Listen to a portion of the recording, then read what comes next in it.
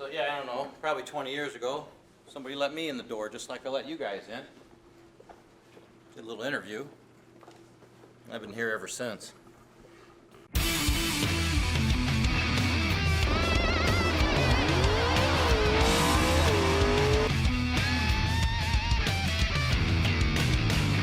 My name is Jim Ronzello, and I'm an engine prototype mechanic. I also do an engine familiarization class right here in this room. This is the actual classroom. Okay, I want to talk a little bit about this particular building. This building is known as the Whitaker Building. Okay, it was a nut and bolt facility prior to Ford purchasing it. I don't know how you feel about Henry Ford, but to me, he's a hero. He's a local hero that actually, I feel fortunate to be able to work at a company that he started and the family still owns, so it's kind of cool. Kind of unique in the world we're in now. Probably twice a month now I do this engine class.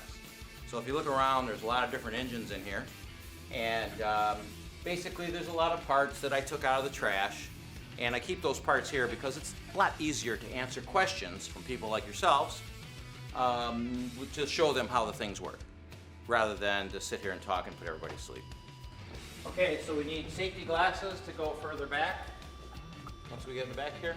So everybody's got to grab their safety glasses, including me. This particular building is called EMDO, Engine Manufacturing Development Operations.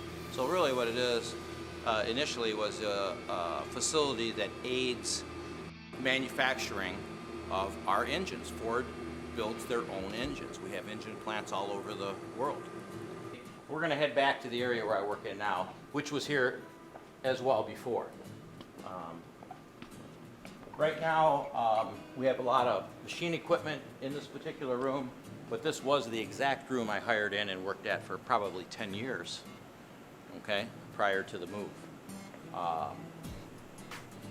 Right when they moved is when I started in the hot test area, plus, of course, I was already doing the class. So.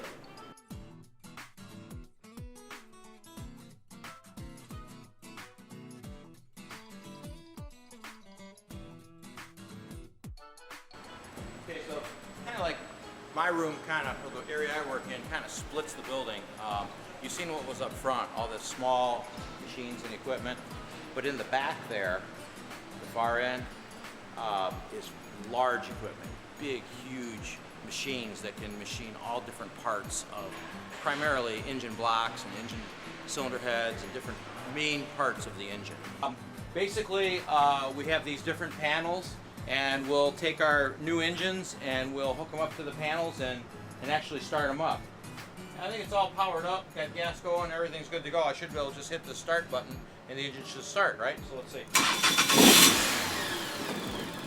Yep. Running away, got a little noise they're working on with it right now.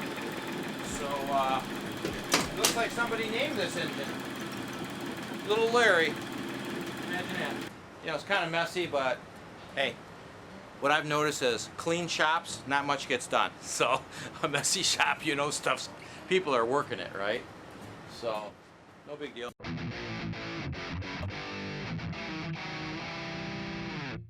So what really happened here is back when I was a kid in the 60s, my brother, who was 10 years older than me, brought his hot rods and his friends all over, and next thing you know, I was just in love with cars.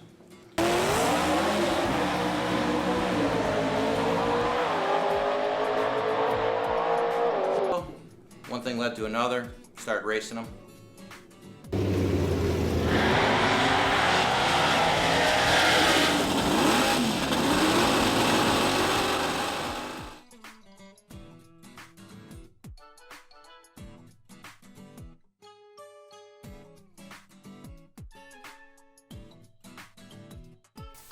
Well, quite honestly, to the average American, I think they relate more to quarter-mile racing rather than oval track racing, only because, well, let's put it this way, back in the late 50s, early 60s, even the 70s, muscle cars were prevalent and everybody could enjoy them. And that just naturally led into straight line type racing. And, my first car was a '71 Camaro, and lucky for me, my parents were those that got you to work early, right? So here I am working at the grocery store, and I purchased a '71 Camaro in 1972. I mean, the car only had 11,000 miles on it, but I had money saved, and I bought the car, and my brother, again, was there with Corvettes and different cars that he had, and it didn't take long for me to start modifying that Camaro and showing up at the racetrack with my high school friends. This is my current race car. Had several throughout the years, but this is one I developed for myself, stemming from the Ford Cobra Jet program that started in 2008. We'll talk a little bit about that a little later, but this particular car is tuned in just for me. I call this my retirement car, even though I probably won't retire anytime soon. But I mean, it's set up with an automatic transmission, and believe it or not, it's got power steering because that's the way new cars are, and a great 5.4 supercharged engine, and it's very dependable. It's very fast, and it can win rounds, and that's what I like. So it's been a great car for me. This particular car, the fastest this car's gone, I think, is like 919 at about 151 miles an hour. Mostly because of this Cobra Jet program, we got a lot of, let's call higher end people involved. So yeah, there's plenty of people involved. There's the Tasca family. They started the '68 Cobra Jet, and still today they have members that are involved. Carl Tasca, for one, still races one of these cars today. So it's kind of cool. Yeah, we pretty much stick with NHRA stuff. I mean, I started racing locally, you know, local bracket races at Milan and, like I said, Detroit. But I was always attracted to good-looking, factory-built cars. And when you go to your first NHRA race and you see a couple of classes, stock and super stock, these cars look dynamite. It's like a car show with the fastest cars of those looks. So, I mean, they do wheel stands when they leave the starting line. They run real good. It's just impressive to watch, and it impressed me as a youngster, so that's what I wanted to do.